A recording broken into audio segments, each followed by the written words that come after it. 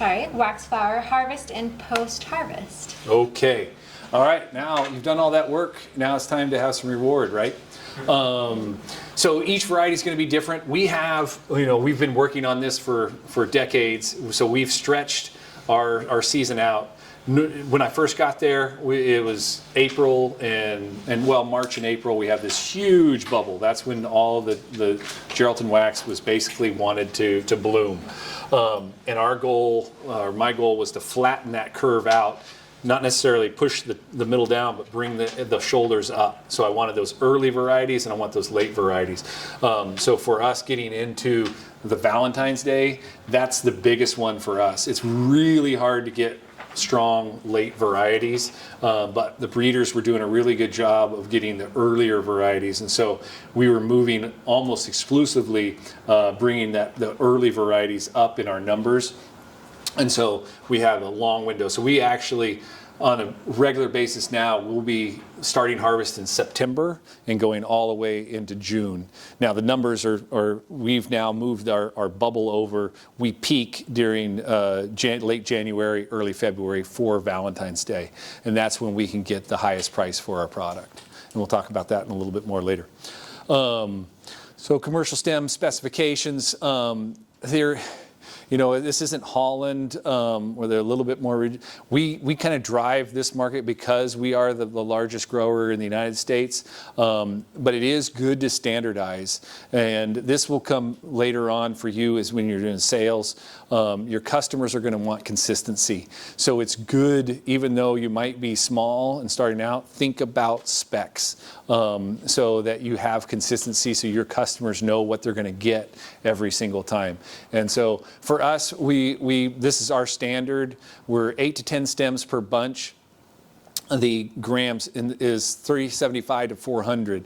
And so that's always a tricky one because of the varieties. So some varieties are going to be very thin with not as many flowers. You're going to need the extra stems to get the weight. So we need to hit both of these. So sometimes you can reach maybe 375 grams with 7 stems, but your customer is going to need those extra stems. So we have 2 minimums, the stems and the stem count as well as the bunch weight. For bunch weight, you're thinking, oh my God, how do I know what's 375 and 400? You get the feel for it. Our guys now can just tell you.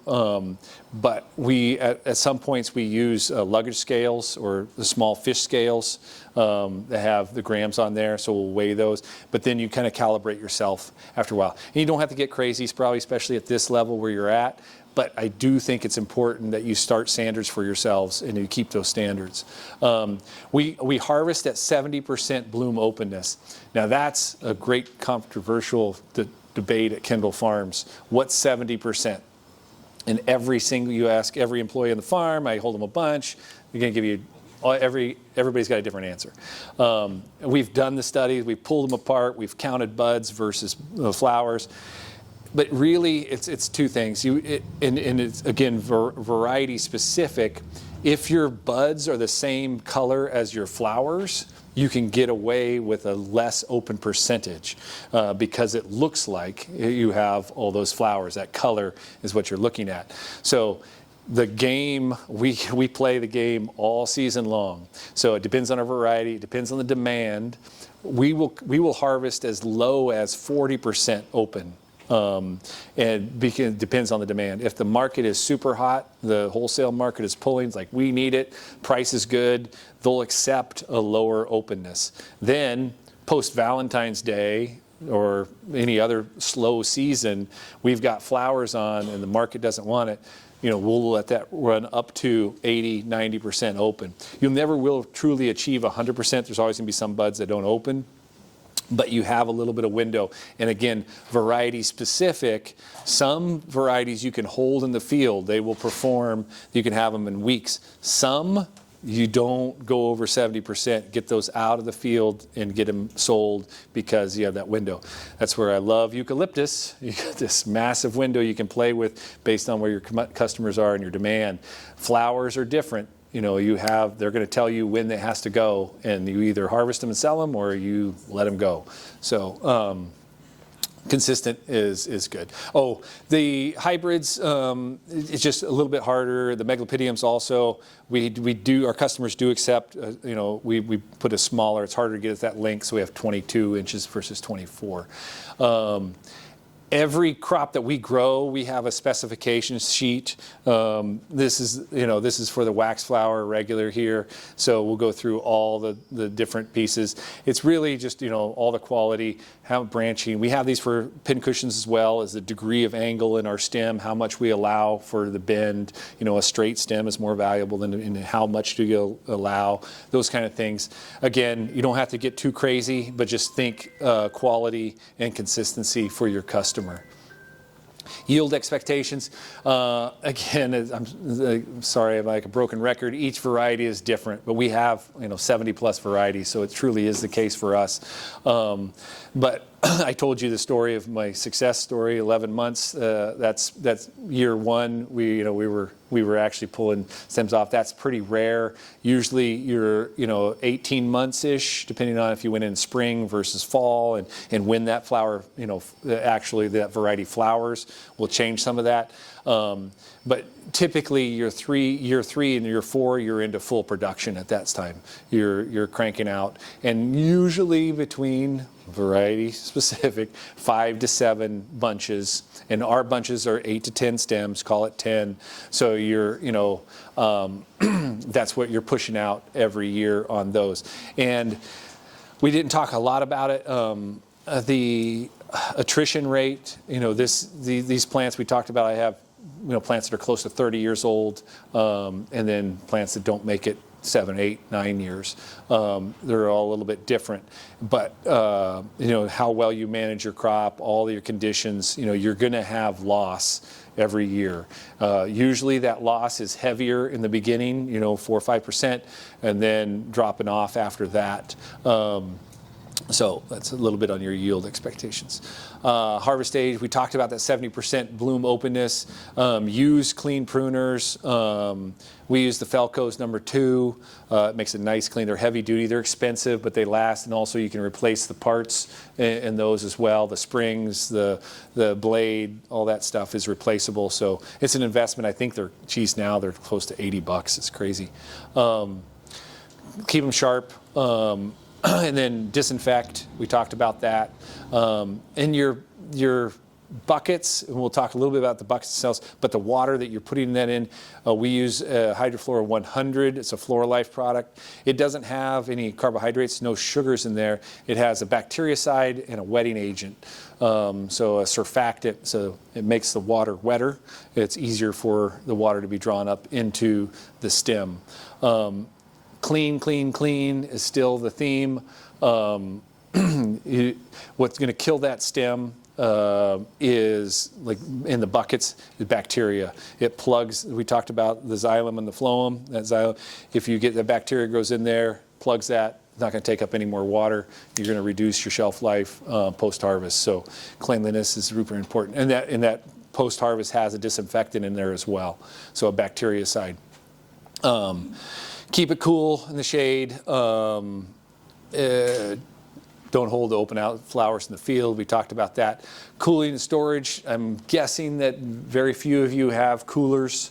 We didn't have them coolers. I was going to put a picture of that in the slide deck from back in '87 or so, and we just had a shed. Everybody starts out there, so just be cognizant of that. Ideal if you do. We keep our cooler at 34 degrees. If I can keep it closer to 32, I play with that all the time. I've got monitoring systems. Again, you can't manage what you don't measure. So I'm measuring that all the time. I'm playing with those, seeing how close I can get to that 32 without going into freezing.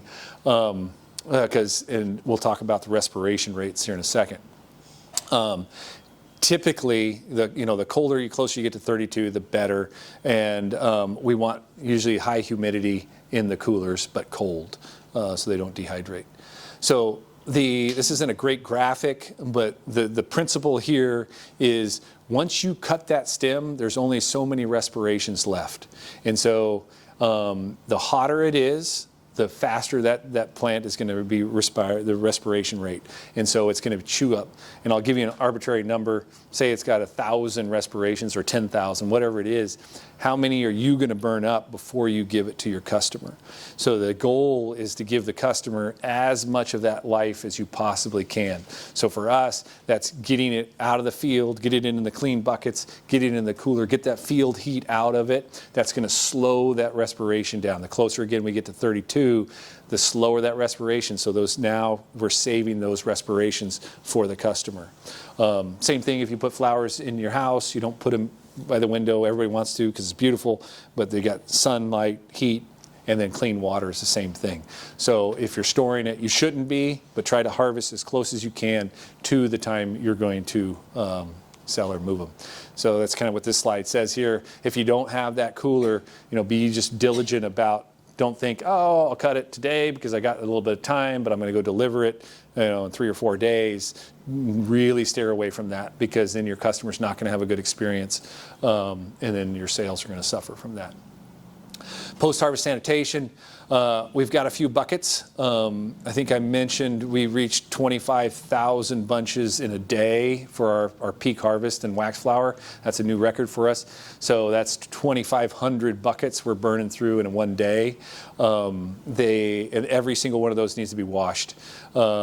I don't have an automated washing system yet. We haven't found one that pencils. So, we have employees that are scrubbing those buckets. We use another Floralife product, DCD. You can use bleach. The thing with bleach is that it's contact and done. One hit wonder. The DCD has a bit of a residual, so it stays in that bucket a little bit longer. But clean, clean, clean. Again, George Stabby was kind of the godfather of post-harvest in the floral industry for years. He's retired. I think he's still around. I learned from him, went to his conferences, and he was the one that says, you go into your cooler and say, you ready to drink out of that? Like, no, then you got a problem. Now that's the extreme, but that's the principle. Same thing, that's sanitation. So you really want to have that clean water. You think, clean enough. One of my other sayings, good enough is never good enough. If you're saying good enough, you probably already know it's not. So do a little bit better. Post-harvest protection and risk reduction. So again, just based on scale, Waxflower is very sensitive to ethylene. So ethylene, you can call it the death gas. So it's natural. You bruise a piece of fruit, an apple or whatever. That's how you ripen an avocado. Put it in a brown bag with a bruised apple. That ethylene will help ripen that. They inject ethylene into avocado containers. So we can ripen that. Waxflower does not like ethylene. It basically signals that flower to drop. And so once it gets exposed to ethylene, ethylene also comes off exhaust fumes. So if you have a forklift or running around in a closed area, outside in the back of a truck, not going to be an issue. But in a closed area with exhaust fumes, you're going to have ethylene. You got to avoid that. There are treatments for that. There's shipping sheets and sachets that you can use. It basically there's a receptor where the ethylene attaches to on that plant. It attaches and becomes an ethyl blocker. And so then no matter even if you put it in an avocado chamber, it's not going to drop because the ethylene can't attach to that receptor. So we do that in all of our shipments. Let's see, fungicide dips. That post-harvest, again, you can spray in the field or post-harvest. This is during COVID, I was doing a lot of research, and we did initial testing, and I built my own UV tunnel. So this is mainly for botrytis and fungus post-harvest. So we used to spray every bunch that came off out of the field. We'd post-harvest spray for fungicide. Then we have to be dry and wait. So we'd have to wait till the end of the day so the flowers stayed outside of the cooler that entire day. Then they got sprayed, and then they'd have to dry overnight for re-entry before we can put them into the cooler. So I was losing a lot of vase life because of those respirations. Our initial tests with this showed that we were more effective than the sprays. So I shifted everything over, and now everything runs through the tunnel. There's a lot of details in that, and if you're interested for some reason, you want to talk about it, I can fill you in. You have to tune it just right, otherwise you can have the reverse effect. So it's kind of interesting. Boom. Yes? So, this ethanol, Ethylene. Yeah. is that the reason that avocado trees and waxflowers don't get along? No, the main, well, there might be something that I don't know about, but it's Phytophthora is my problem with avocados. And so avocado, heavy water in that zone, and then I have Phytophthora in the root zone, and that's where I don't get along. They're heavy drinkers. They're tropical. They love the water, and the waxflower not. So we've had avocados right next to our waxflower, and there's no issue other than the Phytophthora that I know of. Okay. So are there other trees besides avocados that they really don't get along with? No, I haven't found. Jeremy, do you know anything about that? No, I haven't found anything like that. Yeah. I looked into growing grapes for wine and learned that eucalyptus is a major problem for wine grapes. Yeah, 'cause the oils and stuff. But that's a side note. Bonus. Thank you so much, Troy. You're very welcome. Do we have questions? And we can have more questions and answers, but now I wanted to just shift gears and invite Miss Allison to come on up.